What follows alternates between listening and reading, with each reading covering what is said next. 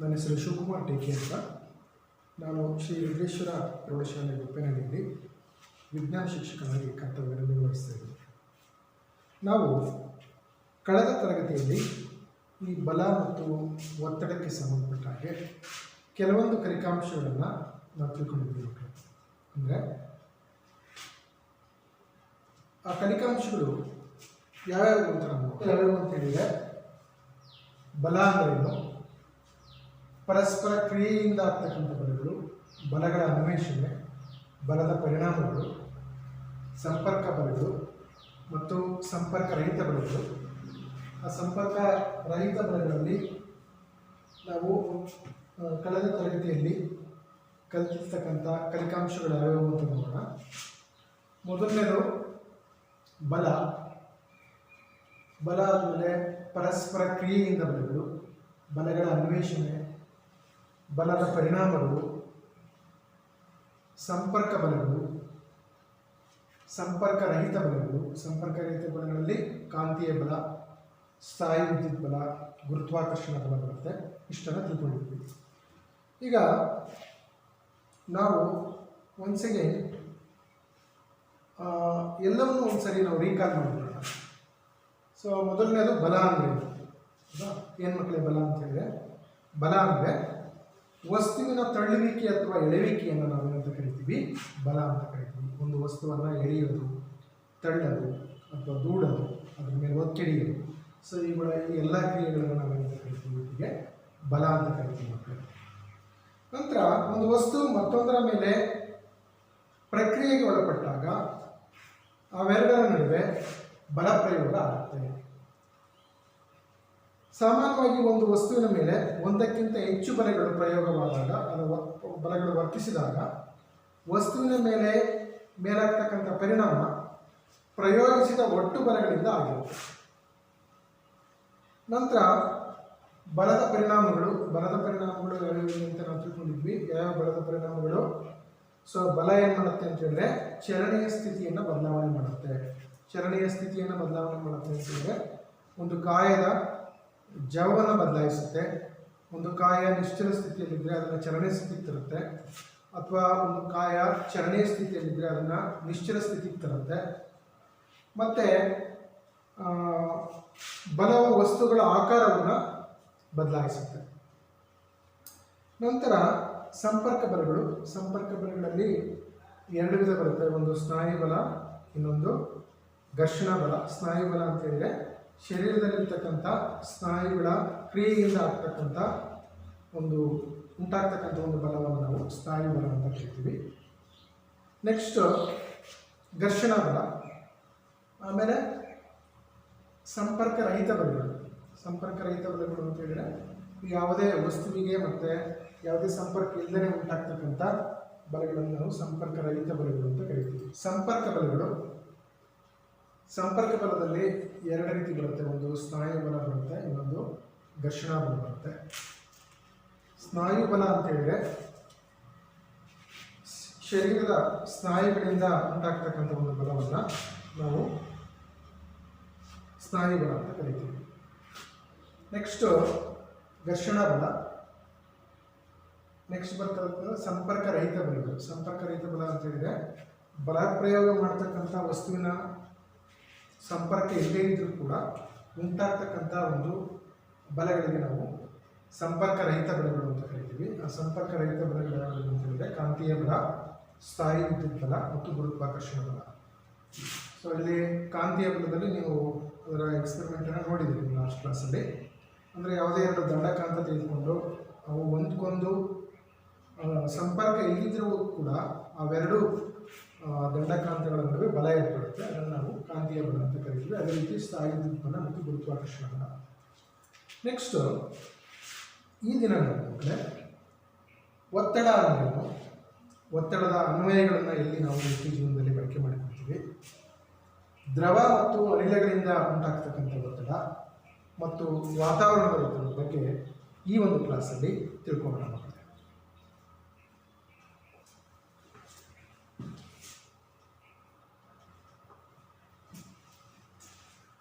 ಮಕ್ಕಳೇ. ಈಗ ನಾವು ಒತ್ತಡ ಅಂದರೆ ಏನು ಅಂತ ತಿಳ್ಕೊಳ್ಳೋಕೆ ಮೊದಲು ಕೆಲವೊಂದು ಇಲ್ಲಿ ಸನ್ನಿವೇಶಗಳನ್ನು ನಾವು ನೋಡೋಣ. ನೋಡಿ, ಒಂದು ಚಾಕುವಿನಿಂದ ನೀವು ಒಂದು ಹಣ್ಣನ್ನು ಕೊಯ್ಬೇಕಾದ್ರೆ ಹರಿತವಾದ ಕಡೆಯಿಂದ ಕೊಯ್ದರೆ ಆ ಹಣ್ಣು ಎರಡು ಕಟ್ಟಾಗುತ್ತೆ. ಹರಿತವಲ್ಲದ ಸೈಡಿಂದ ಕಟ್ ಮಾಡೋಕ್ಕೆ ಹೋದರೆ ಅದನ್ನು ಕಟ್ ಮಾಡಲಿಕ್ಕೆ ನಮಗೆ ತುಂಬ ಕಷ್ಟ ಆಗುತ್ತೆ. ಅದೇ ರೀತಿ ಒಂದು ಮೊಳೆಯನ್ನು ಹೊಡಿತಾ ಇದ್ದಾರೆ ಇಲ್ಲಿ. ಈ ಮೊಳೆಯನ್ನು ನೋಡಿ, ಶಿರೋಭಾಗದ ಕಡೆಗೆ ನೀವು ಬಲವನ್ನು ಹಾಕಿದರೆ ಆ ಮಳೆ ಹೋಗೋದಿಲ್ಲ. ಸೊ ಯಾವಾಗ ಮರದೊಳಕ್ಕೆ ಮಳೆ ಹೋಗುತ್ತೆ ಅಂತೇಳಿದರೆ ಚೂಪಾದ ಮೊರಚಾದ ತುದಿ ಇದೆಯಲ್ಲ, ಸೊ ಆ ಕಡೆಯಿಂದ ನೀವು ಬಲ ಹಾಕಿದರೆ ಮಾತ್ರ ಆ ಮೊಳೆ ಆ ಗೋಡೆ ಒಳಗೆ ಅಥವಾ ಮರದ ಒಳಗಡೆ ಹೋಗುತ್ತೆ. ಅದೇ ರೀತಿ ಇಲ್ಲಿ ಕೂಲಿಯವರು ಈ ತುಂಬ ಭಾರವಾಗಿರ್ತಕ್ಕಂಥ ವಸ್ತುಗಳನ್ನು ಒಂದು ಕಡೆಯಿಂದ ಇನ್ನೊಂದು ಕಡೆಗೆ ಹೊತ್ಕೊಂಡು ಹೋಗ್ಬೇಕಾದ್ರೆ ಒಂದು ಏನು ಮಾಡ್ತಾರೆ, ಒಂದು ಬಟ್ಟೆಯನ್ನು ಸಿಂಬೆ ಮಾಡ್ಕೊಳ್ತಾರೆ. ಸಿಂಬೆ ಮಾಡಿಕೊಂಡು ಅದನ್ನು ತಲೆ ಮೇಲೆ ಇಟ್ಕೊಂಡು ಆವಾಗ ಅದನ್ನು ಈ ಭಾರವಾಗಿರ್ತಕ್ಕಂಥ ವಸ್ತುಗಳನ್ನು ಅವ್ರ ತಲೆ ಮೇಲೆ ಇಟ್ಕೊಂಡ್ರು ಅಂತ ಹೇಳಿದರೆ ಹಾಗೇನಾಗುತ್ತೆ, ತಲೆ ಮೇಲಿನ ಒತ್ತಡ ಕಡಿಮೆಯಾಗಿ ಭಾರವನ್ನು ಒತ್ತು ಸಾಗಲಿಕ್ಕೆ ಅವರಿಗೆ ಈಸಿ ಆಗುತ್ತೆ.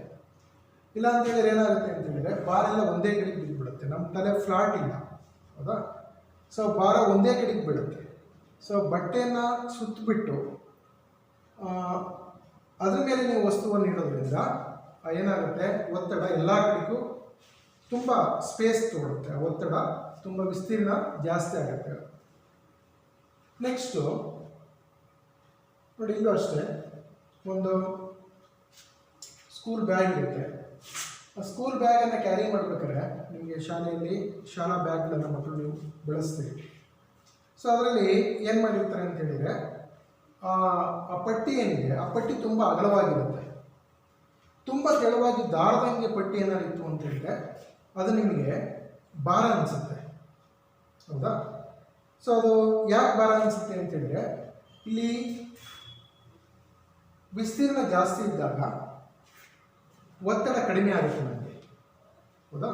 ಅದೇ ಒಂದು ದಾರದಲ್ಲಿ ಇದೇ ಒಂದು ಚೀಲವನ್ನು ನೈಲಾನ್ ದಾರ ಹಾಕಿ ಅದರ ಮೇಲೆ ನೀವು ಅದನ್ನು ಕ್ಯಾರಿ ಮಾಡೋಕ್ಕೆ ಹೋದ್ರಿ ಅಂತ ಹೇಳಿದರೆ ನಮಗೇನಾಗುತ್ತೆ, ಒತ್ತಡ ಜಾಸ್ತಿ ಆಗುತ್ತೆ. ಸೊ ಇಲ್ಲಿ ವಿಸ್ತೀರ್ಣ ಜಾಸ್ತಿ ಆದಷ್ಟು, ಇದು ವಿಸ್ತೀರ್ಣ ಅಗಲ ಜಾಸ್ತಿ ಆದಷ್ಟು ಒತ್ತಡ ಏನಾಗುತ್ತೆ, ಕಡಿಮೆ ಆಗುತ್ತೆ.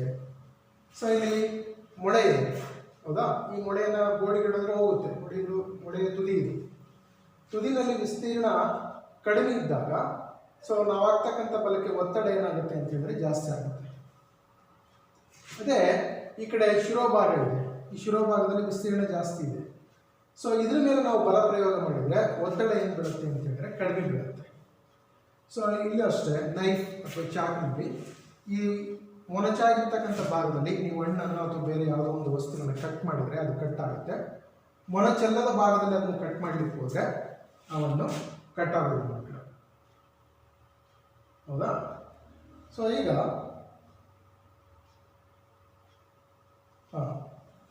ಸೊ ಹಾಗಾದರೆ ಒತ್ತಡ ಅಂದರೆ ಏನು? ಸೊ ಒತ್ತಡ ಅಂದರೆ ಏನು ಅಂತ ಹೇಳಿದರೆ ಒಂದು ನಿರ್ದಿಷ್ಟ ಬಲಕ್ಕೆ ವಿಸ್ತೀರ್ಣ ಚಿಕ್ಕದಾದಷ್ಟು ಒತ್ತಡ ಜಾಸ್ತಿ ಆಗುತ್ತೆ, ಹೌದಾ? ನೋಡಿ, ಇಲ್ಲಿ ವಿಸ್ತೀರ್ಣ ಚಿಕ್ಕದಾದಷ್ಟು ಒತ್ತಡ ಜಾಸ್ತಿ ಆಗುತ್ತೆ. ಇಲ್ಲಿ ವಿಸ್ತೀರ್ಣ ಕಡಿಮೆ ಆಗಿದೆ ಮೊಳೆಗೆ, ನೀವು ಆಗ್ತಕ್ಕಂಥ ಒತ್ತಡ ಜಾಸ್ತಿ ಆಗುತ್ತೆ. ಸೊ ಆ ಮೊಳೆ ಬೇಗ ಹೋಗುತ್ತೆ. ಇಲ್ಲಿ ನಾವು ಯಾಕೆ ಅದನ್ನು ಬಳಸಿಲ್ಲ ಅಂದರೆ ಈ ಪಟ್ಟಿ ಅಗಲ, ವಿಸ್ತೀರ್ಣ ಇಲ್ಲಿ ಜಾಸ್ತಿ ಆಗಿದೆ. ಸೊ ವಿಸ್ತೀರ್ಣ ಜಾಸ್ತಿ ಆದರೆ ನಮಗೆ ಒತ್ತಡ ಕಡಿಮೆ ಮಾಡಬೇಕು ಅಂತ ನಮ್ಮ ಶಾಲಾ ಬ್ಯಾಗ್ನಲ್ಲಿ ನಾವೇನು ಮಾಡ್ತೀವಿ ಅಂತ ಹೇಳಿದರೆ ತುಂಬ ಅಗಲ ಇರತಕ್ಕಂಥ ಪಟ್ಟಿನ ನಾವು ಉಪಯೋಗಿಸ್ತೀವಿ ಮಕ್ಕಳಿಗೆ. ಸೊ ಹಾಗಾದರೆ ಒತ್ತಡ ಅಂದರೆ ಏನು ಅಂತ ಹೇಳಿದರೆ ಒಂದು ಏಕಮಾನ ವಿಸ್ತೀರ್ಣದ ಮೇಲೆ ಪ್ರಯೋಗವಾಗ್ತಕ್ಕಂಥ ಬಲವನ್ನು ನಾವು ಅಂತ ಕರಿತೀವಿ, ಒತ್ತಡ ಅಂತ ಕರಿತೀವಿ.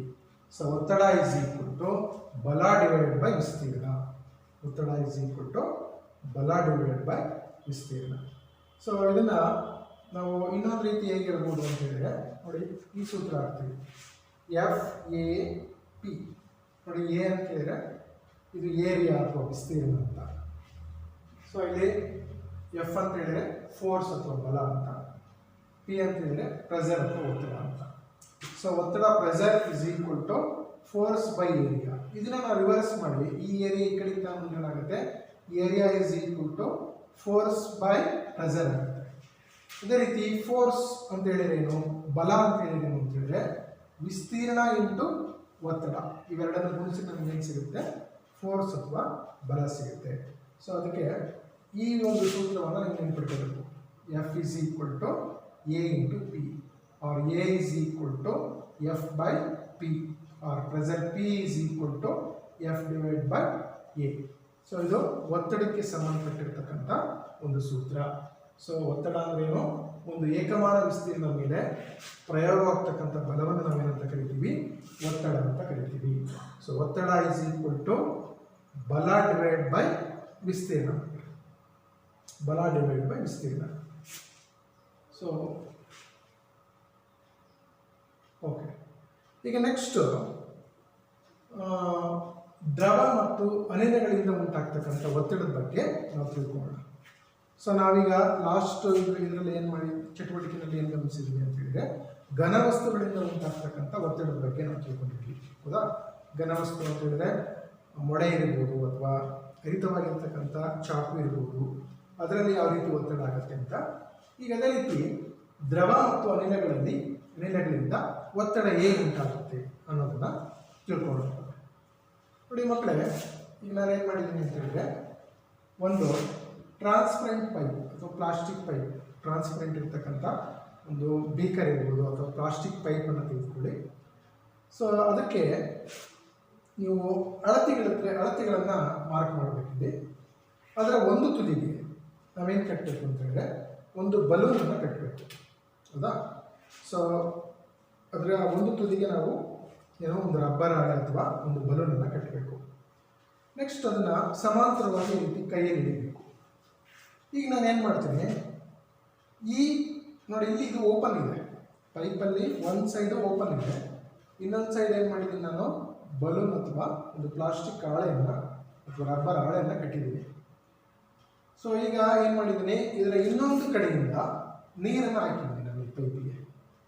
ಸೊ ನೀರನ್ನು ಪೈಪಿಗೆ ನಾನು ಹಾಕಿದಾಗ ಏನಾಗುತ್ತೆ ಅಂತ ಹೇಳಿದರೆ ಈ ರಬ್ಬರ್ ಹಾಳೆ ಉಬ್ಬಿರೋದನ್ನು ನಾವು ಗಮನಿಸ್ತೀವಿ. ನೋಡಿ ಇಲ್ಲಿ ಫ್ಲ್ಯಾಟ್ ಇತ್ತು ರಬ್ಬರ್ ಹಾಳೆ, ಇಲ್ಲೇನಾಗುತ್ತೆ, ಈ ನೀರು ಹಾಕಿದ್ಮೇಲೆ ನೀರಿನ ಒತ್ತಡ ಈ ಒಂದು ರಬ್ಬರ್ ಹಾಳಿಗೆ ಬಿದ್ದಾಗ ಅದೇನಾಗುತ್ತೆ, ಉಬ್ಬಿರುತ್ತೆ ನಮಗೆ. ಸೊ ಅದೇ ರೀತಿ ನೀವು ನೀರಿನ ಲೆವೆಲನ್ನು ಜಾಸ್ತಿ ಮಾಡ್ತಾ ಹೋದರೆ, ಇನ್ನೂ ತುಂಬ ಜಾಸ್ತಿ ನೀರೇನಾದ್ರು ಹಾಕಿದ್ದೀರಿ ಅಂತ ಹೇಳಿದ್ರೆ ಸೊ ಈ ಪ್ಲಾಸ್ಟಿಕ್ ಅಥವಾ ರಬ್ಬರ್ ಹಾಳೆಯ ಅಥವಾ ಬಲೂನ್ನ ಉಬ್ಬುವಿಕೆ ಏನಾಗುತ್ತೆ ಅಂತ ಹೇಳಿದ್ರೆ ಜಾಸ್ತಿ ಆಗುತ್ತೆ. ಅಂದರೆ ನಮಗೇನು ಪೈಪ್ನ ತಳಭಾಗದಲ್ಲಿ ನೀರಿನಿಂದ ಉಂಟಾಗ್ತಕ್ಕಂಥ ಒತ್ತಡ ಏನನ್ನು ಅವಲಂಬಿಸಿದೆ ಅಂದರೆ ಅದರ ಎತ್ತರವನ್ನು ಅವಲಂಬಿಸಿದೆ. ಸೊ ಇಲ್ಲಿ ನೀರಿನಿಂದ ಉಂಟಾಗ್ತಕ್ಕಂಥ ಒತ್ತಡ ಏನಿದೆ, ಸೊ ಇದು ಯಾವುದ್ರ ಮೇಲೆ ಡಿಪೆಂಡ್ ಆಗಿರುತ್ತೆ, ಈ ನೀರಿನ ಎತ್ತರದ ಮೇಲೆ ಡಿಪೆಂಡ್ ಆಗಿರುತ್ತೆ. ನೀರಿನ ಎತ್ತರ ಜಾಸ್ತಿ ಆದಷ್ಟು ಏನಾಗುತ್ತೆ, ಈ ಬಲೂನ್ನ ಒತ್ತಡ ಜಾಸ್ತಿ ಆಗ್ತಾ ಹೋಗುತ್ತೆ. ನೀವು ನೀರಿನ ಲೆವೆಲನ್ನು ನೀವು ಕಡಿಮೆ ಮಾಡಿದ್ದೀವಿ ಅಂತ ಹೇಳಿದ್ರೆ ಈ ಬಲೂನ್ನ ಒತ್ತಡ ಏನಾಗುತ್ತೆ, ಕಡಿಮೆ ಆಗ್ತಾ ಹೋಗುತ್ತೆ ನಮಗೆ. ನೆಕ್ಸ್ಟು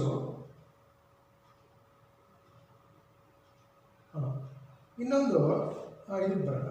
ನೋಡಿ ಈ ಒಂದು ಚಟುವಟಿಕೆಯಲ್ಲಿ ನಮಗೇನಾಗಿದೆ, ಒಂದು ಪ್ಲಾಸ್ಟಿಕ್ ಬಾಟಲನ್ನು ತೆಗೆದುಕೊಂಡಿದ್ದೀನಿ, ಹೌದಾ. ಈ ಪ್ಲಾಸ್ಟಿಕ್ ಬಾಟಲನ್ನು ತೆಗೆದುಕೊಂಡ್ಬಿಟ್ಟು ಏನು ಮಾಡಿದ್ದೀನಿ, ಈ ಚಿತ್ರದಲ್ಲಿ ತೋರಿಸಿರೋ ರೀತಿ ನಾನು ಒಂದು ಸೈಡು ಈ ಪ್ಲಾಸ್ಟಿಕ್ ಬಾಟಲ್ಗೆ ಒಂದು ಹೋಲ್ ಮಾಡಿದ್ದೀನಿ. ಹೋಲ್ ಮಾಡಿಬಿಟ್ಟು ನೀವೇನು ಮಾಡಿ ಅಂತ ಹೇಳಿದ್ರೆ ಒಂದು ಗಾಜಿನ ಕೊಳವೆಯನ್ನು ಈ ಪ್ಲಾಸ್ಟಿಕ್ ಬಾಟಲ್ ಒಳಗೆ ಸೇರಿಸ್ಬಿಡಿ. ಮತ್ತು ನಾವು ಖಾತ್ರಿಪಡಿಸ್ಕೋಬೇಕು, ಇದು ನೀರು ಯಾವತ್ತು ಲೀಕ್ ಆಗಬಾರ್ದು, ಹೌದಾ. ನಾವು ಏನೋ ಈ ಇದನ್ನು ಗಾಜಿನ ಕೊಳವೆಯನ್ನು ಸೇರಿಸಿರ್ತೀವಿ ಪ್ಲಾಸ್ಟಿಕ್ ಬಾಟಲ್ ಒಳಗೆ, ಆ ಪ್ಲೇಸಿಂದ ನೀರು ಲೀಕ್ ಆಗದಿರೋ ರೀತಿ, ನೀರು ಸೋರಿಕೆ ಆಗದಿರೋ ರೀತಿ ನೋಡ್ಕೊಳ್ಳಿ. ಮತ್ತು ಆ ಕೊಳವೆ ಇನ್ನೊಂದು ಎಡ್ಜಿಗೆ ನಾವೇನನ್ನು ಕಟ್ಟಬೇಕು ಅಂದರೆ ಒಂದು ಬಲೂನನ್ನು ಕಟ್ಟಿ. ಸೊ ಬಲೂನನ್ನು ಕಟ್ಟಿ ನೀವೇನು ಮಾಡಿ ಅಂತ ಹೇಳಿದ್ರೆ ಇದಕ್ಕೆ ನೀರು ಹಾಕಿದ್ರೆ, ಹೌದಾ.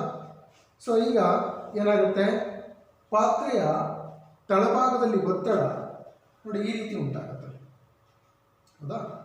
ಅಂದರೆ ನಾವಿಲ್ಲಿ ಒತ್ತಡ ಹೇಗೆ ಉಂಟಾಯಿತು ಅಂತೇಳಿದರೆ ಪಾತ್ರೆಯ ಗೋಡೆಗಳಲ್ಲಿ ಒತ್ತಡ ಉಂಟಾಗುತ್ತೆ. ನೋಡಿ ಈ ರೀತಿ ಒತ್ತಡ ಉಂಟಾಗುತ್ತೆ.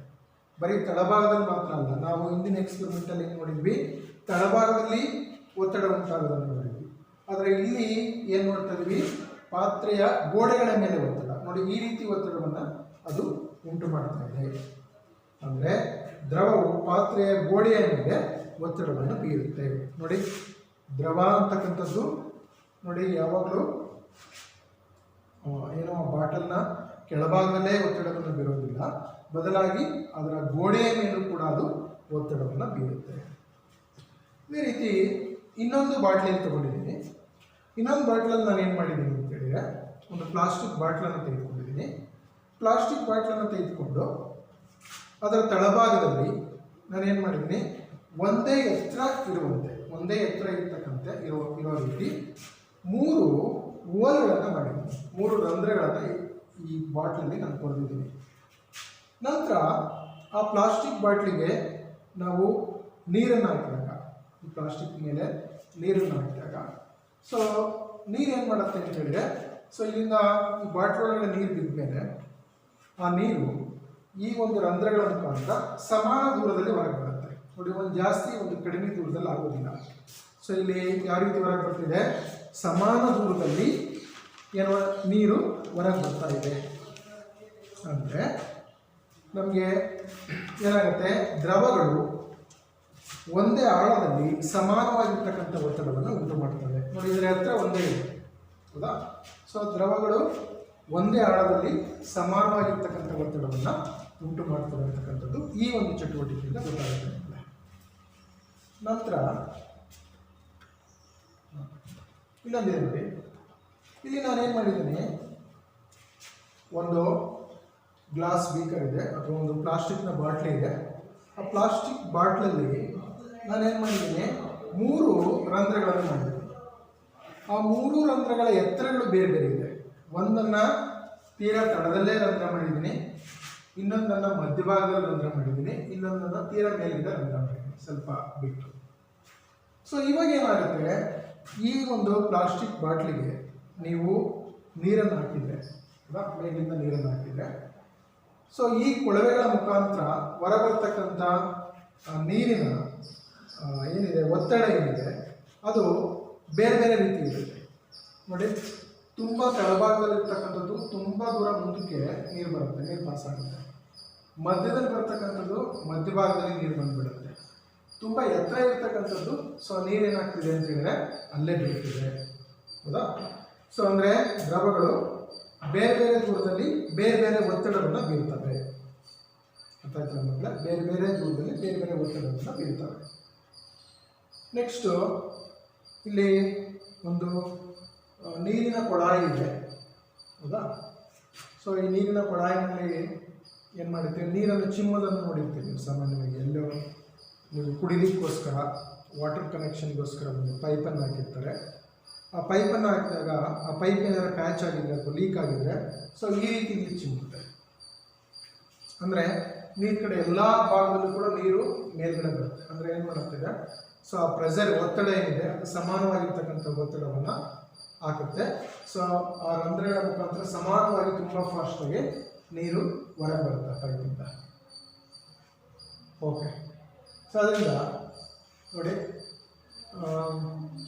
ಇನ್ನೊಂದು ಅದೇ ರೀತಿ ಬೈಸಿಕಲ್ ಟ್ಯೂಬ್ನಲ್ಲಿ, ಹೌದಾ? ಬೈಸಿಕಲ್ ಟ್ಯೂಬ್ನಲ್ಲಿ ಕೂಡ ನಿಮಗೆ ಅನಿಲಗಳು ಕೂಡ ಇದೇ ರೀತಿ ಪಾತ್ರೆಯ ಗೋಡೆಗಳ ಮೇಲೆ ಸಮಾನವಾಗಿರ್ತಕ್ಕಂಥ ಒತ್ತಡವನ್ನು ಹಾಕ್ತವೆ. ಸೊ ಅಲ್ಲಿ ಏನಾಗುತ್ತೆ, ಒಂದು ಬೈಸಿಕಲ್ನಲ್ಲಿ ಟ್ಯೂಬ್ ಪ್ಯಾಚ್ ಆಗಿರ್ತಕ್ಕಂಥ ಸಂದರ್ಭದಲ್ಲಿ ಸೊ ಅಲ್ಲಿ ಗಾಳಿ ಹೊರಗೆ ಬರುತ್ತೆ, ಹೌದಾ? ಸೊ ಅದೇ ರೀತಿ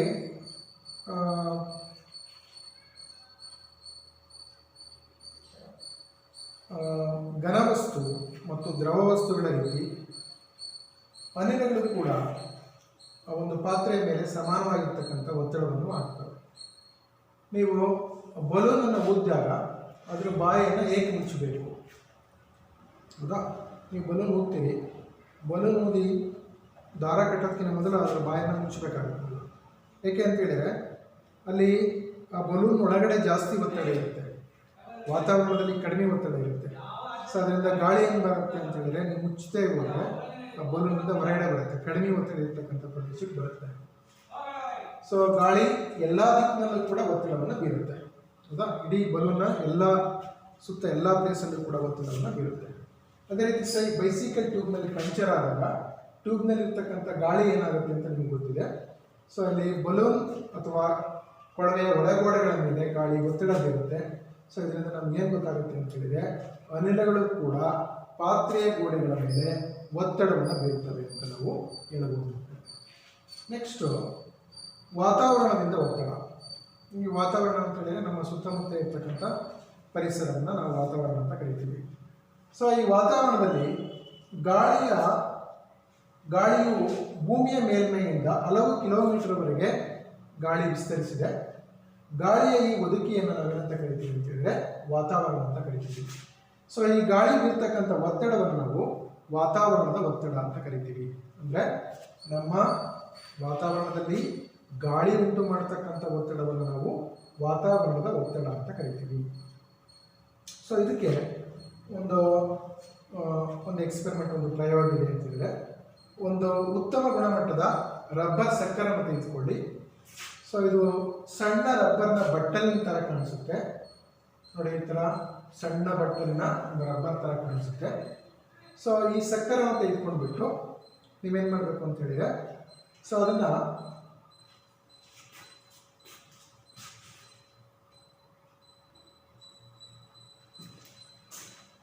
ನೋಡಿ, ಒಂದು ಸಕ್ಕರನ್ನು ತೆಗೆದುಕೊಳ್ಳಿ. ಸಕ್ಕರನ್ನು ತೆಗೆದುಕೊಂಡು ನೋಡಿ, ಈ ಥರ ಸಕ್ಕರೆ ಈ ಥರ ಇರುತ್ತೆ. ಅಂದರೆ ಅಂಟಾಕ್ಲಿಕ್ಕೆಲ್ಲ ಬಳಸ್ತೀವಲ್ಲ ಒಂದು ಗ್ಲಾಸ್ ಮೇಲೆ, ಆ ಥರ ಇರುತ್ತೆ. ಸೊ ಇದನ್ನು ಒಂದು ಉತ್ತಮ ಗುಣಮಟ್ಟದ ಒಂದು ರಬ್ಬರ್ ಸಕ್ಕರೆ ತೆಗೆದುಕೊಂಡ್ಬಿಟ್ಟು, ಸೊ ಇದು ಸಣ್ಣ ರಬ್ಬರ್ನ ಒಂದು ಬಟಲ್ ಥರ ಕಾಣುತ್ತೆ. ಸೊ ಇದರ ನಯವಾದ ಸಮತಲದ ಮೇಲ್ಮೈ ಮೇಲೆ ಗಟ್ಟಿಯಾಗಿ ಒತ್ತಿಡಿದಾಗ, ಅಂದರೆ ಒಂದು ಗ್ಲಾಸ್ ಮೇಲೆ ಇದನ್ನು ನಾವು ಗಟ್ಟಿಯಾಗಿ ಒತ್ತಿಡಿದಾಗ ಏನಾಗುತ್ತೆ ಅಂತ ಹೇಳಿದರೆ ಅದು ಮೇಲ್ಮೈ ಅಂಟಿಕೊಳ್ಳುತ್ತೆ. ಸೊ ಈಗ ಆ ಮೇಲ್ಮೈಯಿಂದ ಈ ಒಂದು ಸಕ್ಕರೆನ ನೀವು ಕೀಳಲಿಕ್ಕೆ ಪ್ರಯತ್ನ ಪಟ್ಟರೆ ಅದು ಬರೋದಿಲ್ಲ. ಸೊ ಅದು ಯಾಕೆ ಬರೋದಿಲ್ಲ ಅಂತ ಹೇಳಿದರೆ, ನೀವು ಸಕ್ಕರೆ ಒತ್ತಿದಾಗ ಅದರ ಬಟ್ಟಲು ಮತ್ತು ಮೇಲ್ಮೈ ನಡುವಿನ ಹೆಚ್ಚಿನ ಗಾಳಿ ಹೊರ ಹೋಗುತ್ತೆ. ಸೊ ವಾತಾವರಣದ ಒತ್ತಡ ಮೇಲ್ಮೈ ಮೇಲೆ ಪ್ರಯೋಗ ಆಗೋದ್ರಿಂದ ಸಕ್ಕರೆ ಮೇಲ್ಮೈಗೆ ಅಂಟಿಕೊಳ್ಳುತ್ತೆ. ಸಕ್ಕರನ್ನು ಎಳೆಯಲು ವಾತಾವರಣ ಒತ್ತಡವನ್ನು ಉಂಟು ಮಾಡುವ ಸಾಕಷ್ಟು ಹೆಚ್ಚಿನ ಅನ್ವಯಿಕ ಬಲವನ್ನು ನಾವು ಪ್ರಯೋಗ ಮಾಡಬೇಕಾಗುತ್ತೆ ಮಕ್ಕಳೇ. ಅಂದರೆ ನೀವು ಈ ಸಕ್ಕರನ್ನು ಹಾಕಿ ಒತ್ತಿದಾಗ ಏನಾಗುತ್ತೆ, ಈ ಸಕ್ಕರೆ ಮತ್ತು ಈ ಮೇಲ್ಮೈ ನಡುವೆ ಇರ್ತಕ್ಕಂಥ ಹೆಚ್ಚಿನ ಗಾಳಿ ಹೊರ ಹೋಗುತ್ತೆ. ಸೊ ಆಗ ವಾತಾವರಣದಲ್ಲಿರ್ತಕ್ಕಂಥ ಗಾಳಿಯ ಒತ್ತಡ ಮತ್ತು ಈ ಸಕ್ಕರೆ ಒಳಗೆ ಇರ್ತಕ್ಕಂಥ ಗಾಳಿಯ ಒತ್ತಡ ಇವೆರಡರ ನಡುವೆ ನಮಗೆ ವ್ಯತ್ಯಾಸ ಉಂಟಾಗುತ್ತೆ.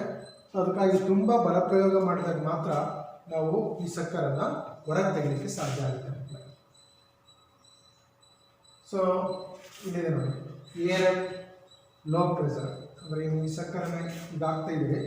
ಸೊ ಇದಾಗ್ದಾಗ ಏನಾಗುತ್ತೆ ಅಂತ ಹೇಳಿದ್ರೆ, ಸೊ ಇಲ್ಲಿ ಕಡಿಮೆ ಗಾಳಿಯ ಒತ್ತಡ ಬೀರುತ್ತೆ, ಬಟ್ ಹೊರಗಡೆ ಜಾಸ್ತಿ ಒತ್ತಡ ಬಿದ್ದಿರುತ್ತೆ. ಸೊ ಈ ಎರಡೂ ಒತ್ತಡಗಳ ನಡುವಿನ ವ್ಯತ್ಯಾಸ ಉಂಟಾಗೋದ್ರಿಂದ ಸೊ ಅದೇನಾಗುತ್ತೆ, ಆ ರಬ್ಬರ್ ಸಕ್ಕರೆ ನಮಗೆ ಕಿತ್ತರೂ ಕೂಡ ತುಂಬ ಬೇಗ ಅದು ಬರೋದಿಲ್ಲ. ನೆಕ್ಸ್ಟು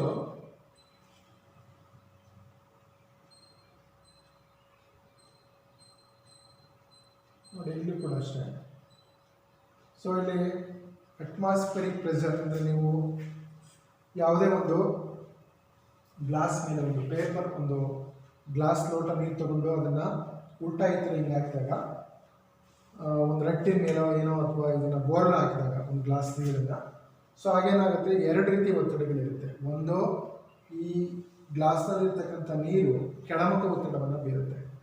ಅದೇ ರೀತಿ ವಾತಾವರಣದಲ್ಲಿರ್ತಕ್ಕಂಥ ಈ ಗಾಳಿ ಮೇಲ್ಮುಖ ಒತ್ತಡವನ್ನು ಈ ರೀತಿ ಬೀರ್ತಾ ಇದೆ.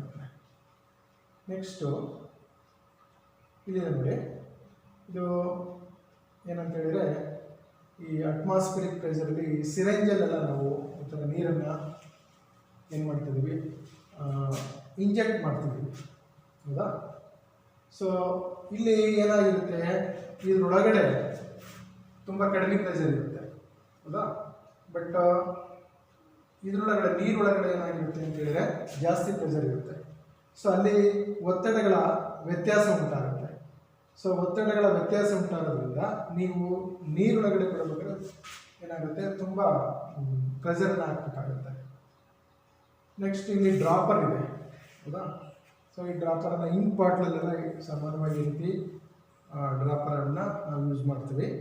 ಸೊ ಇದರಲ್ಲಿ ಒಂದು ರಬ್ಬರ್ ಬಲ್ಬ್ ಇರುತ್ತೆ. ಸೊ ನಾವು ಫಸ್ಟು ಏನು ಮಾಡ್ತೀವಿ, ಇದರಿಂದ ಈ ಡ್ರಾಪರಿಂದ ನೀರನ್ನು ಹೊರಗೆ ತೆಗಿಬೇಕು ಅಂದಾಗ ನಾವು ಈ ರಬ್ಬರ್ ಬಲ್ಬನ್ನು ಒತ್ತಿಡಿತೀವಿ. ಸೊ ಇಲ್ಲಿ ಒತ್ತಿಡಿದಾಗ ಏನಾಗುತ್ತೆ, ಇಲ್ಲಿ ಕಡಿಮೆ ವಾತಾವರಣ ಉಂಟಾಗುತ್ತೆ, ಗಾಳಿಯ ಒತ್ತಡ ಏನಾಗುತ್ತೆ ಇಲ್ಲಿ ಕಡಿಮೆ ಆಗುತ್ತೆ. ಒತ್ತಿಡ್ಕೊಂಡ ಗಾಳಿಯ ಒತ್ತಡ ಕಡಿಮೆ ಆಗುತ್ತೆ ಹೊರಗಿನ ಒತ್ತಡಕ್ಕಿಂತ. ಸೊ ಒಂದೇ ಸರಿ ಬಿಟ್ಟಾಗ ಏನಾಗುತ್ತೆ, ಸೊ ಇಲ್ಲಿ ಒತ್ತಡ ಕಡಿಮೆ ಆಗಿರೋದ್ರಿಂದ ಈ ಬೀಕರಲ್ಲಿ ಇರ್ತಕ್ಕಂಥ ನೀರು ಈ ಡ್ರಾಪರ್ ಒಳಗಡೆ ಸೇರುತ್ತೆ. ನೆಕ್ಸ್ಟು ನೋಡಿ, ಇಲ್ಲೂ ಅಷ್ಟೇ ಸಿರಂಜ್ ಫುಲ್ ಅಪ್ ಮಾಡೋದು, ಸಿರಂಜಲ್ಲಿ ನೀರನ್ನು ಹೀಗೆ ಮೇಲೆ ಎಳಿಬೇಕಾದ್ರೂ ಕೂಡ ಅಷ್ಟೇ. ಸೊ ಇಲ್ಲಿ ಏನಾಗಿರುತ್ತೆ, ಇದರೊಳಗಡೆ ಏನಾಗಿರುತ್ತೆ, ಏರ್ ಪ್ರೆಷರ್ ರೆಡ್ಯೂಸಸ್, ಅಂದರೆ ಸಿರಂಜ್ ಒಳಗಡೆ ಇರ್ತಕ್ಕಂಥ ಪ್ರೆಷರು ಕಡಿಮೆ ಇರುತ್ತೆ, ಬಟ್ ಅಟ್ಮಾಸ್ಫಿಯರಿಕ್ ಪ್ರೆಷರ್ ಈ ಕಡೆ ಜಾಸ್ತಿ ಇರುತ್ತೆ. ಸೊ ಹಾಗಾಗಿ ಏನಾಗುತ್ತೆ ಅಂದರೆ ಈ ಲಿಕ್ವಿಡ್ಡು ಈ ಸಿರಂಜಿನ ಒಳಗಡೆ ಹೋಗುತ್ತೆ, ಮತ್ತು ಇದನ್ನು ನಾವು ಸಿರಂಜಲ್ಲಿ ಈ ಲಿಕ್ವಿಡನ್ನು ಫಿಲ್ ಅಪ್ ಮಾಡ್ಬೋದು.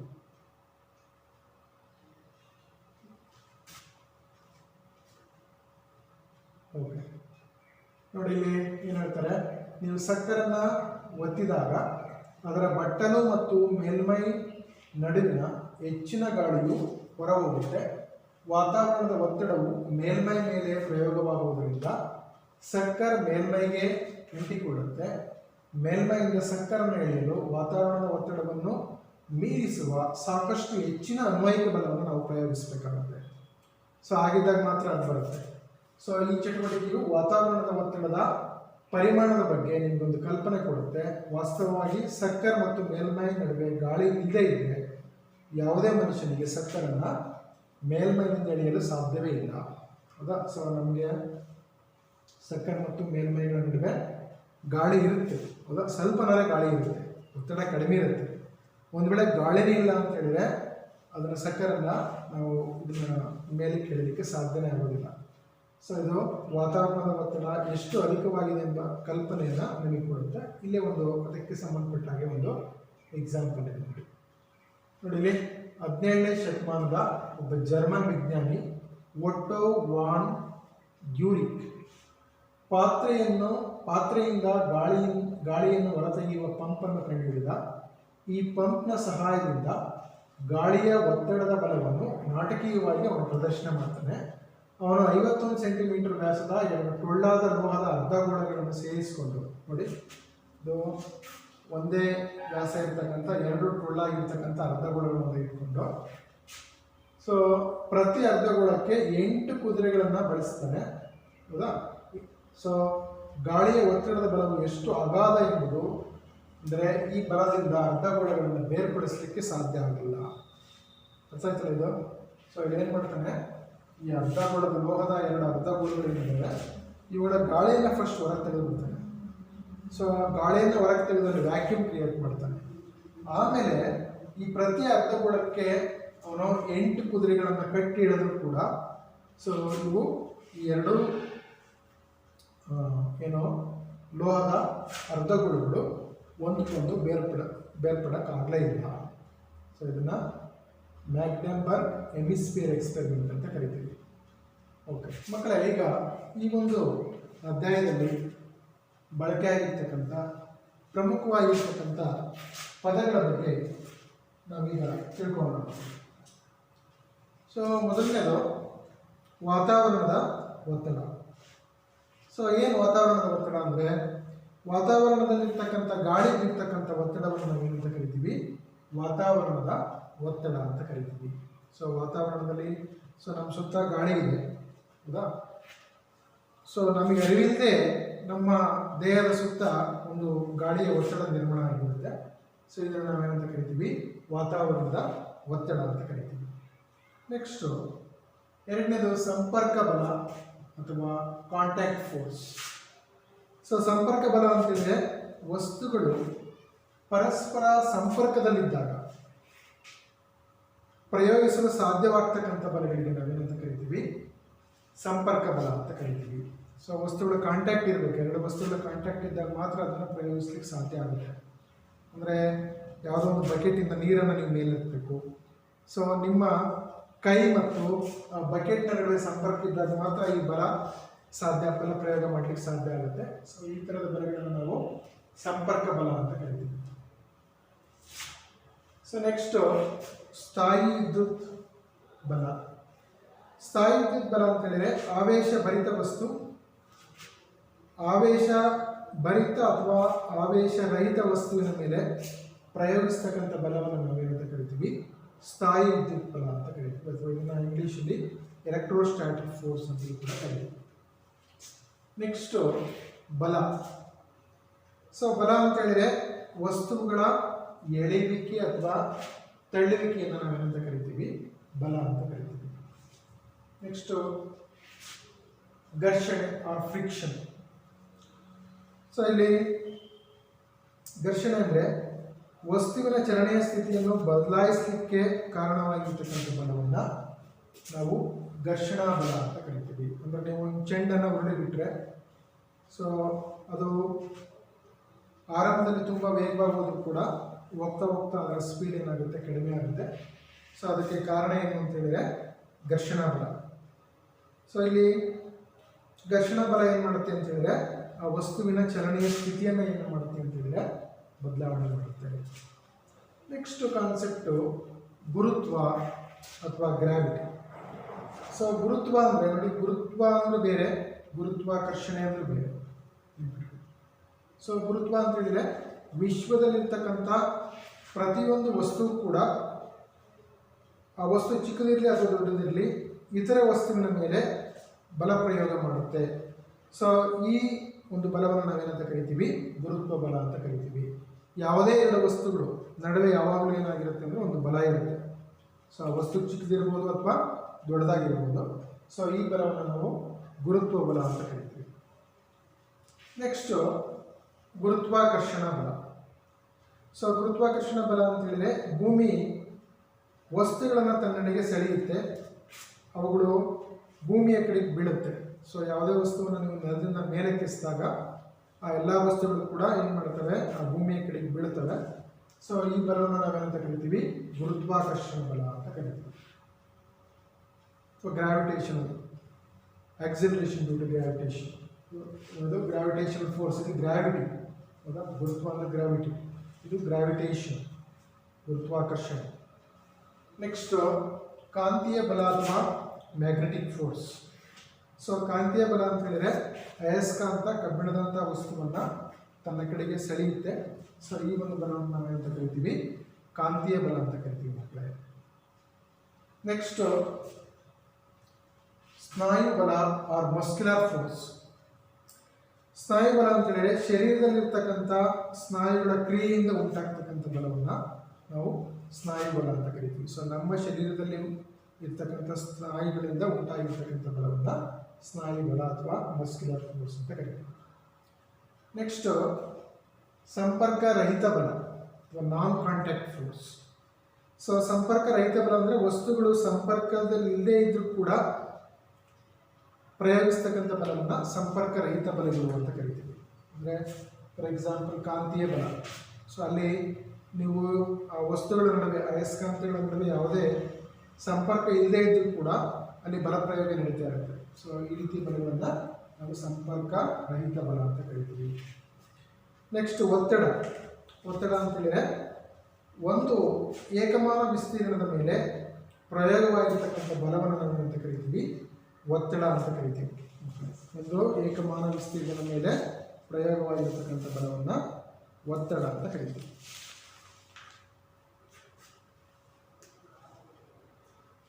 ನೆಕ್ಸ್ಟ್ ಎಳೆ ಅಥವಾ ತಳ್ಳು. ಸೊ ಇವು ನಮಗೆ ಬಲದಲ್ಲಿ ಉಪಯೋಗಿಸ್ತಕ್ಕಂಥ ಎಳೆಗಳು. ಈ ಒಂದು ಅಧ್ಯಾಯದಲ್ಲಿ ನಾವು ಏನಂತ ತಿಳ್ಕೊಂಡ್ವಿ ಅಂತ ಹೇಳಿದರೆ, ಬಲದಿಂದ ಇದರಲ್ಲಿ ನಾವು ಒಂದ್ಸರಿ ಗ್ಲಾನ್ಸ್ ಮಾಡ್ತಾ ಹೋದಾಗ ನಾವು ಏನೇನು ಈ ಒಂದು ಅಧ್ಯಾಯದಲ್ಲಿ ತಿಳ್ಕೊಂಡಿದ್ದೀವಿ ಅಂತ. ಸೊ ಬಲದಿಂದ ತಳ್ಳುವಿಕೆ ಮತ್ತು ಎಳೆಯುವಿಕೆ ಸಾಧ್ಯ ಆಗುತ್ತೆ. ಸೊ ನಾವು ಬಲ ಪ್ರಯೋಗ ಮಾಡಿದಾಗ ಏನು ಸಾಧ್ಯ ಆಗುತ್ತೆ, ಇಲ್ಲ ತಳ್ಳುವಿಕೆ ಆಗುತ್ತೆ ಅಥವಾ ಎಳೆಯುವಿಕೆ ಆಗುತ್ತೆ. ಎರಡು ವಸ್ತುಗಳ ನಡುವಿನ ಪರಸ್ಪರ ಕ್ರಿಯೆಯಿಂದ ಬಲ ಉಂಟಾಗುತ್ತೆ. ಸೊ ಬಲ ಉಂಟಾಗಬೇಕು ಅಂತ ಹೇಳಿದರೆ ಎರಡು ವಸ್ತುಗಳು ಪ್ರಕ್ರಿಯೆಯಲ್ಲಿ ತೊಡಗಿರಬೇಕು. ನಂತರ ಬಲಕ್ಕೆ ಪರಿಮಾಣ ಮತ್ತು ದಿಕ್ಕು ಎರಡೂ ಕೂಡ ಇದೆ. ಬಲಕ್ಕೆ ಪರಿಮಾಣವೂ ಕೂಡ ಇದೆ, ದಿಕ್ಕು ಇದೆ. ನೋಡಿ ಎಷ್ಟು ಬಲದಿಂದ ನೀವು ಒಂದು ಚೆಂಡಿದೆ ಅಂತ ತಿಳ್ಕೊಳ್ಳಿ. ಸೊ ಆ ಚೆಂಡಿನ ಮೇಲೆ ಎಷ್ಟು ಬಲವನ್ನು ಪ್ರಯೋಗ ಮಾಡ್ತಿದ್ರಿ, ಎಷ್ಟು ನ್ಯೂಟನ್ ಬಲವನ್ನು ಪ್ರಯೋಗ ಮಾಡ್ತಿದ್ರಿ ಮತ್ತು ಯಾವ ದಿಕ್ಕಿಗೆ ಪ್ರಯೋಗ ಮಾಡ್ತಿದ್ರಿ. ಸೊ ಅಥವಾ ನೀವು ಒಂದು ಯಾವಾಗಲೂ ನಾವು ಒಂದು ಚೆಂಡನ್ನು ಹೊಡಿಬೇಕಾದ್ರೆ ನಾವು ಇವೆರಡನ್ನು ಹೇಳ್ತೀವಿ, ಯಾವ ದಿಕ್ಕಿನ ನಾವು ಚೆಂಡನ್ನು ಹೊಡಿತಿದ್ದೀವಿ ಮತ್ತು ಎಷ್ಟು ಬಲ ಪ್ರಯೋಗವನ್ನು ಮಾಡ್ತಿದ್ವಿ ಅಂತ. ಸೊ ಅದರಿಂದ ಬಲಕ್ಕೆ ಯಾವಾಗಲೂ ಪರಿಮಾಣ ಮತ್ತು ದಿಕ್ಕು ಎರಡೂ ಕೂಡ ಇರುತ್ತೆ. ನೆಕ್ಸ್ಟು, ಸೊ ವಸ್ತುವಿನ ಜವ ಅಥವಾ ಚಲನೆಯ ದಿಕ್ಕಿನಲ್ಲಿ ಬದಲಾವಣೆ ಉಂಟಾಗಬೇಕು ಅಂತೇಳಿದರೆ ಈ ಎರಡು ಅಂಶಗಳು ಚಲನೆಯ ಸ್ಥಿತಿಯಲ್ಲಿ ಬದಲಾವಣೆಯನ್ನು ತರ್ತವೆ. ನೋಡಿ, ವಸ್ತುವಿನ ಮೇಲೆ ಪ್ರಯೋಗ ಆಗ್ತಿರ್ತಕ್ಕಂಥ ಬಲ ಅದರ ಚಲನೆಯ ಸ್ಥಿತಿ ಬದಲಾವಣೆ ಅಥವಾ ಅದರ ಆಕಾರದ ಬದಲಾವಣೆಗೆ ಕಾರಣ ಆಗುತ್ತೆ. ಮತ್ತು ಏಕಮಾನ ವಿಸ್ತೀರ್ಣದಲ್ಲಿರ್ತಕ್ಕಂಥ ಬಲವನ್ನು ನಾವು ಒತ್ತಡ ಅಂತ ಕರಿತೀವಿ. ನಮ್ಮ ಸುತ್ತಲೂ ಗಾಳಿಯು ಬೀರ್ತಕ್ಕಂಥ ಒತ್ತಡವನ್ನು ನಾವು ವಾತಾವರಣದ ಒತ್ತಡ ಅಂತ ಕರಿತೀವಿ.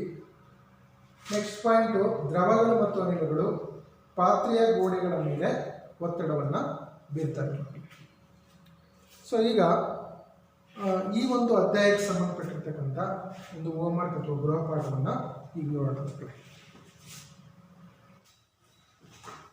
ಮಕ್ಕಳೇ, ನಾವು ಇವಾಗ ಈ ಒಂದು ಬಲ ಮತ್ತು ಒತ್ತಡ ಅಧ್ಯಾಯದ ಗೃಹಪಾಠಕ್ಕೆ ಸಂಬಂಧಿಸಿರ್ತಕ್ಕಂಥ ಕೆಲವೊಂದು ಪ್ರಶ್ನೆಗಳನ್ನು ನೋಡೋಣ. ಎಕ್ಸಸೈಸಲ್ಲಿ ಕೊಟ್ಟಿರ್ತಕ್ಕಂಥ ಕೆಲವೊಂದು ಸಮಸ್ಯೆಗಳು, ಅಭ್ಯಾಸದಲ್ಲಿ ಇರ್ತಕ್ಕಂಥ ಕೆಲವು ಸಮಸ್ಯೆಗಳನ್ನು ನೋಡೋಣ. ಅಭ್ಯಾಸದ ಪ್ರಶ್ನೋತ್ತರಗಳು. ಈಗ ಇದರಲ್ಲಿ ಮೊದಲನೇ ಪ್ರಶ್ನೆ, ಬಾವಿಯಿಂದ ನೀರು ಸೇರಲು ನಾವು ಹಗ್ಗದ ಮೇಲೆ ಡ್ಯಾಶ್ ಪ್ರಯೋಗ ಮಾಡಬೇಕು. ಸೊ ಇಲ್ಲಿ ಬಾವಿಯಿಂದ ನಮಗೆ ನೀರು ಬರಬೇಕು ಅಂತ ಹೇಳಿದರೆ ನಾವು ಎಳೆಯುವಿಕೆ ಪ್ರಯೋಗ ಮಾಡಬೇಕು. ಸೊ ಇದಕ್ಕೆ ಆನ್ಸರ್ ಏನು ಬರುತ್ತೆ? ಎಳೆಯುವಿಕೆ.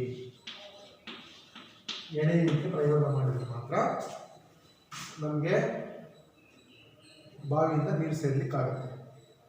ನೆಕ್ಸ್ಟು ಎರಡನೇ ಪ್ರಶ್ನೆ ಈ ರೀತಿ ಇದೆ, ಆವೇಶ ಭರಿತ ವಸ್ತುವು ಆವೇಶ ರಹಿತ ವಸ್ತುವನ್ನು ತನ್ನೆಡೆಗೆ ಏನು ಮಾಡುತ್ತೆ? ಆಕರ್ಷಿಸುತ್ತದೆ. ಸೊ ಇದು ಉತ್ತರ ಆಕರ್ಷಿಸುತ್ತದೆ. ನೆಕ್ಸ್ಟ್ ಪ್ರಶ್ನೆ, ಸರಕು ತುಂಬಿದ ಟ್ರ್ಯಾಲಿಯನ್ನು ಚಲಿಸಲು ನಾವು ಅದರ ಮೇಲೆ ಏನು ಮಾಡಬೇಕಾಗತ್ತೆ? ನಾವೇನು ಮಾಡಬೇಕಾಗತ್ತೆ? ಬಲ ಪ್ರಯೋಗ ಮಾಡಬೇಕು. ಬಲ ಪ್ರಯೋಗ ಮಾಡಬೇಕು. ಸೊ ಬಲ ಪ್ರಯೋಗ ಮಾಡಿದರೆ ಮಾತ್ರ ಏನಾಗುತ್ತೆ? ಸರಕು ತುಂಬಿದ ಟ್ರ್ಯಾಲಿಯನ್ನು ಚಲಿಸಲಿಕ್ಕೆ ಸಾಧ್ಯ ಆಗುತ್ತೆ.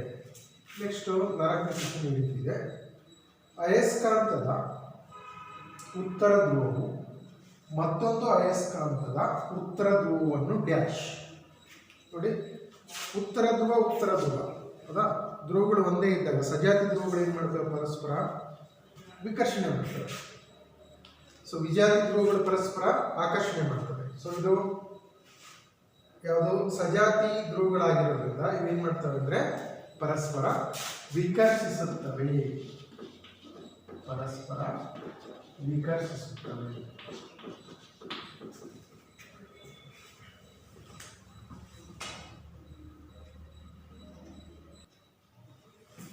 ನೆಕ್ಸ್ಟು ಇದರಲ್ಲಿ ಮೊದಲನೇ ಪ್ರಶ್ನೆ ಈ ರೀತಿ ಇದೆ ಅಭ್ಯಾಸದಲ್ಲಿ, ನಿಮ್ಮ ತಳ್ಳುವಿಕೆ ಅಥವಾ ಎಳೆಯುವಿಕೆಯಿಂದ ಚಲನಾ ಸ್ಥಿತಿಯಲ್ಲಿ ಉಂಟಾಗುವ ಬದಲಾವಣೆಯ ಬಗ್ಗೆ ತಿಳಿಸುವ ಪ್ರತಿ ಸಂದರ್ಭದ ಎರಡು ಉದಾಹರಣೆ ಕೊಡಿ ಅಂತ ಕೊಟ್ಟಿದ್ದಾರೆ.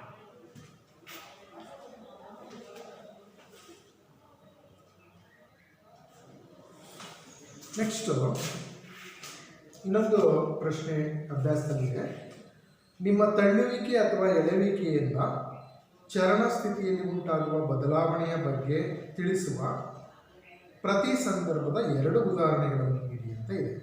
ಅಂದರೆ ತಳ್ಳುವಿಕೆಯಿಂದ ಚಲನಾ ಸ್ಥಿತಿಯಲ್ಲಿ ಬದಲಾವಣೆ ಆಗೋದಕ್ಕೆ ಮತ್ತು ಎಳೆಯುವಿಕೆಯಿಂದ ಚಲನಾ ಸ್ಥಿತಿಯಲ್ಲಿ ಬದಲಾವಣೆ ಆಗಲಿಕ್ಕೆ ಎರಡು ಉದಾಹರಣೆ ಕೊಡಿ ಅಂತ ಹೇಳಿದ್ದಾರೆ. ಸೊ ಈಗ ನಾನು ಮೊದಲನೇದು ತಳ್ಳುವಿಕೆಯ ಮಾಡೋದ್ರಿಂದ ಚಲನಾ ಸ್ಥಿತಿಯಲ್ಲಿ ಉಂಟಾಗ್ತಕ್ಕಂಥ ಬದಲಾವಣೆಯ ಬಗ್ಗೆ ಎರಡು ಉದಾಹರಣೆ ಕೊಡ್ತೀನಿ.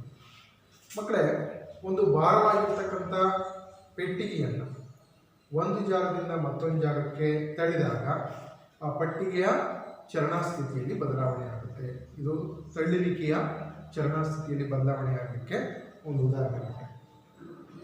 ಅದೇ ರೀತಿ ಎರಡನೇ ಉದಾಹರಣೆ ನಾವು ಈ ರೀತಿ ಕೊಡ್ಬೋದು. ಒಬ್ಬ ಆಟಗಾರ ತನ್ನ ಪಾದದಿಂದ ಫುಟ್ಬಾಲನ್ನು ಒದ್ದಾಗ ಆ ಚೆಂಡಿನ ಚಲನಾ ಸ್ಥಿತಿ ಏನಾಗುತ್ತೆ ಅಂದರೆ ಬದಲಾವಣೆ ಆಗುತ್ತೆ. ಸೊ ಇದು ತಳ್ಳುವಿಕೆಗೆ ಉದಾಹರಣೆ. ನೆಕ್ಸ್ಟ್ ಈಗ ಎಳೆಯುವಿಕೆಯಿಂದ ಚಲನಾ ಸ್ಥಿತಿಯಲ್ಲಿ ಉಂಟಾಗ್ತಕ್ಕಂಥ ಬದಲಾವಣೆ ಬಗ್ಗೆ ತಿಳಿಯೋಣ. ಸೊ ಎಳೆಯೋದರೆ ಏನು ಮಾಡ್ತೀವಿ? ಎಳೆಯೋದು ಅಂತ ಹೇಳಿದರೆ ಒಂದು ಬಾವಿಯಿಂದ ನೀರನ್ನು ಮೇಲೆ ಎತ್ತಬೇಕಾದ್ರೆ ಹಗ್ಗವನ್ನು ಎಳೆದಾಗ ನೀರು ತುಂಬಿದ ಬಕೆಟಿನ ಚಲನಾ ಸ್ಥಿತಿಯಲ್ಲಿ ಏನಾಗುತ್ತೆ? ಬದಲಾವಣೆ ಆಗುತ್ತೆ. ಸೊ ಅದೇ ರೀತಿ ಒಂದು ಮೇಜಿನಲ್ಲಿರ್ತಕ್ಕಂಥ ಕಪಾಟನ್ನು ಎಳೆದಾಗ ಕಪಾಟಿನ ಚಲನಾ ಸ್ಥಿತಿಯಲ್ಲಿ ಬದಲಾವಣೆ ಆಗುತ್ತೆ. ನೆಕ್ಸ್ಟು ಎರಡನೇ ಪ್ರಶ್ನೆ ಈ ರೀತಿ ಇದೆ.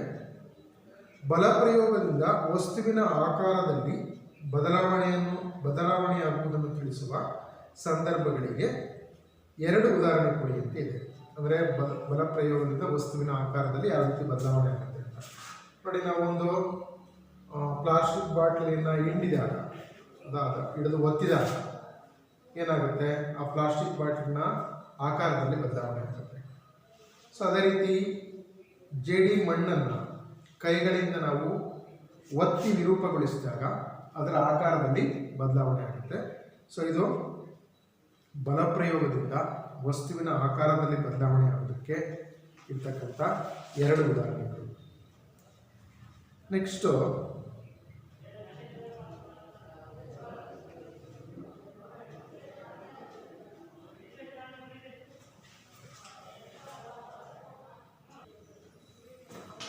ಈಗ ಮೂರನೇ ಪ್ರಶ್ನೆ ನೋಡೋಣ ನಮಗೆ. ಸೊ ಮೂರನೇ ಪ್ರಶ್ನೆ ನಮಗೆ ಯಾವ ರೀತಿ ಇದೆ ಅಂತಂದರೆ, ಒಬ್ಬ ಬಿಲ್ಲುಗಾರನು ಗುರಿಯಿಟ್ಟು ಹೊಡೆಯುವಾಗ ಬಿಲ್ಲನ್ನು ಎಳೆಯುತ್ತಾರೆ. ಆಕೆ ಬಾಣವನ್ನು ಬಿಟ್ಟ ನಂತರ ಬಾಣವು ಗುರಿಯ ಕಡೆಗೆ ಚಲಿಸುತ್ತದೆ. ಈ ಹೇಳಿಕೆಗಳಲ್ಲಿ ಬಿಟ್ಟ ಸ್ಥಳಗಳನ್ನು ಕೆಳಗಿನ ಪದಗಳನ್ನು ಬಳಸಿ ಭರ್ತಿ ಮಾಡಿ. ಸೊ ಇಲ್ಲಿ ಬಿಟ್ಟಿರ್ತಕ್ಕಂಥ ಪದಗಳನ್ನು ಈ ಪದಗಳನ್ನು ಬಳಸಿ ನಾವು ಭರ್ತಿ ಮಾಡಬೇಕಾಗುತ್ತೆ. ಇಲ್ಲಿರ್ತಕ್ಕಂಥ ಪದಗಳು ಯಾವ್ಯಾವ ಅಂತ ಹೇಳಿದರೆ, ಒಂದು ಸ್ನಾಯು, ಸಂಪರ್ಕ, ಸಂಪರ್ಕರಹಿತ, ಗುರುತ್ವಾಕರ್ಷಣೆ, ಘರ್ಷಣೆ, ಆಕಾರ, ವಿಕರ್ಷಣೆ. ಸೊ ಈಗ ಮೊದಲನೆಯ ಒಂದು ಪ್ರಶ್ನೆಯನ್ನು ನೋಡೋಣ. ಬಿಲ್ಲನ್ನು ಎಳೆಯಲು ಬಿಲ್ಲುಗಾರ್ತಿಯು ಪ್ರಯೋಗಿಸುವ ಬಲವು ಅದರ ಡ್ಯಾಶ್ನಲ್ಲಿನ ಬದಲಾವಣೆಗೆ ಕಾರಣ. ಏನನ್ಸೋದು? ಎಸ್, ಯಾವುದರ ಬದಲಾವಣೆಗೆ ಕಾರಣ ಆಗುತ್ತೆ? ಅದರ ಆಕಾರದಲ್ಲಿನ ಬದಲಾವಣೆಗೆ ಕಾರಣ ಆಗುತ್ತೆ. ಸೊ ಇಲ್ಲಿ ಏನು ಬರ್ತದೆ? ಆಕಾರ ಬರುತ್ತೆ. ಸೊ ಬಿಲ್ಲನ್ನು ಎಳೆಯಬೇಕಾದ್ರೆ ಬಿಲ್ಲುಗಾರ್ತಿ ಪ್ರಯೋಗಿಸ್ತಕ್ಕಂಥ ಬಲವು ಅದರ ಆಕಾರದಲ್ಲಿನ ಬದಲಾವಣೆ ಕಾರಣ ಆಗುತ್ತೆ. ಸೊ ಬಿಲ್ಲನ್ನು ಎಳೆಯಬೇಕಾದ್ರೆ. ನೆಕ್ಸ್ಟು ಬಿಲ್ಲನ್ನು ಎಳೆಯಲು ಬಿಲ್ಲುಗಾರ್ತಿಯು ಪ್ರಯೋಗಿಸುವ ಬಲವು ಡ್ಯಾಶ್ ಬಲಕ್ಕೆ ಉದಾಹರಣೆ ಅಂತ ಕೇಳಿದ್ದಾರೆ. ಹೌದಾ? ಅಂದರೆ ಬಿಲ್ಲನ್ನು ಎಳೆಯಬೇಕಾದ್ರೆ ಯಾವ ಬಲವನ್ನು ಬಳಸ್ತೀವಿ ನಾವು? ಸ್ನಾಯು ಬಲವನ್ನು ಬಳಸ್ತೀವಿ. ಸೊ ಬಿಲ್ಲನ್ನು ಎಳೆಯಲು ಬಿಲ್ಲುಗಾರ್ತಿ ಇವು ಪ್ರಯೋಗಿಸ್ತಕ್ಕಂಥ ಬಲ ಸ್ನಾಯು ಬಲಕ್ಕೆ ಉದಾಹರಣೆ ಆಗಿದೆ. ಸೊ ಇಲ್ಲಿ ಏನು ಬರುತ್ತೆ? ಸ್ನಾಯು ಬಲಕ್ಕೆ ಉದಾಹರಣೆ. ನೆಕ್ಸ್ಟ್, ಬಾಣದ ಚಲನೆಯ ಸ್ಥಿತಿಯ ಬದಲಾವಣೆಗೆ ಕಾರಣವಾದ ಬಲದ ವಿಧ ತಿಳಿಸಿ. ಹೌದಾ? ಸೊ ಬಾಣದ ಚಲನೆಯ ಸ್ಥಿತಿಗೆ ಬದಲಾವಣೆಗೆ ಕಾರಣವಾಗಿರ್ತಕ್ಕಂಥ ಬಲದ ವಿಧ. ಹೌದಾ? ಬಲದ ವಿಧ ಅಂದರೆ ಬಲದ ವಿಧಗಳಲ್ಲಿ ಎರಡು ವಿಧಗಳು ಬರ್ತವೆ. ಒಂದು ಸಂಪರ್ಕ ಬಲ, ಇನ್ನೊಂದು ಸಂಪರ್ಕ ರಹಿತ ಬಲ. ಸೊ ಈಗ ಬಾಣದ ಚಲನೆಯ ಸ್ಥಿತಿಯಲ್ಲಿ ಬದಲಾವಣೆ ಆಯಿತು ಅಂದರೆ, ನೀವು ಬಾಣವನ್ನು ಎಳೆದಾಗ ಹೌದಾ, ಅದಕ್ಕೆ ಸಂಪರ್ಕ ಇದ್ದಾಗ, ಆ ಬಾಣ ಮತ್ತು ಗಿಲ್ಲಿಗೆ ಸಂಪರ್ಕ ಇದ್ದಾಗ ಮಾತ್ರ ಅದು ಬಾಣ ಮುಂದಕ್ಕೆ ಚಲಿಸುತ್ತೆ. ಅದರಿಂದ ಇದು ಯಾವ ಬಲದಕ್ಕೆ ಉದಾಹರಣೆ ಆಗುತ್ತೆ ಅಂತ ಹೇಳಿದರೆ ಸಂಪರ್ಕ ಬಲಕ್ಕೆ ಉದಾಹರಣೆ ಆಗುತ್ತೆ. ಸೊ ಇಲ್ಲಿ ಏನು ಬರುತ್ತೆ? ಸಂಪರ್ಕ ಬಲಕ್ಕೆ ಉದಾಹರಣೆ ಆಗಿದೆ. ನೆಕ್ಸ್ಟ್, ಬಾಣವು ಅದರ ಗುರಿಯತ್ತ ಚಲಿಸುವಾಗ, ನೀವು ಬಾಣವನ್ನು ಇಟ್ಕೊಂಡು ಎಳೆದು ಬಿಡಿದ್ರಿ, ಆ ಬಾಣ ಈಗ ಎಲ್ಲಿಗೆ ಹೋಗ್ಬೇಕು, ನೀವು ಎಲ್ಲಿ ಗುರಿ ಇಟ್ಟಿರ್ತಾರೋ ಅಲ್ಲಿ ಹೊರಟಿದೆ ಬಾಣ. ಚಲಿಸುವಾಗ ಅದರ ಮೇಲೆ ಪ್ರಯೋಗವಾಗುತ್ತಿರುವ ಬಲಗಳು ಡ್ಯಾಶ್ಗೆ ಕಾರಣ ಮತ್ತು ಗಾಳಿಯ ಡ್ಯಾಶ್ಗೆ ಕಾರಣ. ಹೌದಾ? ಸೊ ಈಗ ಬಾಣ ಹೋಗ್ಬೇಕಾದ್ರೆ ಅದ್ರ ಮೇಲೆ ಪ್ರಯೋಗ ಆಗ್ತಕ್ಕಂಥ ಬಲಗಳು ಯಾವುವು ಅಂತ ಹೇಳಿದ್ರೆ, ನೋಡಿ, ಬಾಣ ಹೋಗ್ಬೇಕಾದ್ರೆ ಅದೊಂದು ಸ್ಟ್ರೈಟ್ ಬಾಣ ಹೊಡೆದ್ರಿ ಅಂತ ಹೇಳಿದ್ರೆ ಸ್ವಲ್ಪ ದೂರ ಸ್ಟ್ರೈಟಾಗಿ ಹೋಗುತ್ತೆ. ಹೋಗ್ತಾ ಹೋಗ್ತಾ ಏನಾಗುತ್ತೆ, ಅದರ ಫೋರ್ಸ್ ಕಡಿಮೆ ಆಗ್ತದೆ, ಏನಾಗುತ್ತೆ, ಕೆಳಗೆ ಬೀಳುತ್ತೆ. ಸೊ ಅದು ಕೆಳಗೆ ಬೀಳಲಿಕ್ಕೆ ಕಾರಣ ಯಾವ ಬಲ ಅಂತ ಹೇಳಿದ್ರೆ ಗುರುತ್ವಾಕರ್ಷಣೆ ಬಲ. ಸೊ ಇದು ಫಸ್ಟ್ ಏನು ಬರುತ್ತೆ, ಗುರುತ್ವಾಕರ್ಷಣೆಗೆ ಕಾರಣ. ಮತ್ತು ಗಾಳಿಯ ಡ್ಯಾಶ್ಗೆ ಕಾರಣ. ಸೊ ಅಲ್ಲಿ ಗಾಳಿಯ ಒಂದು ಘರ್ಷಣೆ ಕೂಡ ಕೆಲಸ ಮಾಡುತ್ತೆ. ಹೌದಾ? ಆ ಬಾಣ ಮುಂದಕ್ಕೆ ಹೋಗ್ಲಿಕ್ಕೆ ಬಿಡೋದಿಲ್ಲ. ಸೊ ವಾತಾವರಣದ ಒತ್ತಡ ಏನಿರುತ್ತೆ ಅದು ಕೂಡ ಅಲ್ಲಿ ಅದಕ್ಕೆ ತಡೆಯನ್ನು ಆಗುತ್ತೆ. ಸೊ ಇಲ್ಲಿ ಗಾಳಿಯ ಡ್ಯಾಶ್ಗೆ ಕಾರಣ ಅಂತ ಹೇಳಿದ್ರೆ ಗಾಳಿಯ ಘರ್ಷಣೆಗೆ ಕಾರಣ. ಸೊ ಇಷ್ಟು ಅಭ್ಯಾಸದಲ್ಲಿರ್ತಕ್ಕಂಥ ಕೆಲವೊಂದು ನಿಮಗೆ fill in the blanks multiple choice ಕ್ವೆಶನ್ಸನ್ನು ಹೇಳಿದ್ದೀನಿ. ಅದೇ ರೀತಿ ಅಭ್ಯಾಸದಲ್ಲಿ ಇನ್ನೂ ಹಲವಾರು ಪ್ರಶ್ನೆಗಳಿದ್ದಾವೆ ಮಕ್ಕಳೇ. ಸೊ ಇವುಗಳನ್ನು ನೀವು ಆನ್ಸರ್ ಮಾಡ್ಕೊಂಡು ಮುಂದಿನ ತರಗತಿಯಲ್ಲಿ ನೆಕ್ಸ್ಟ್ ಕ್ಲಾಸನ್ನು ಕಂಟಿನ್ಯೂ ಮಾಡಿ. Thank you.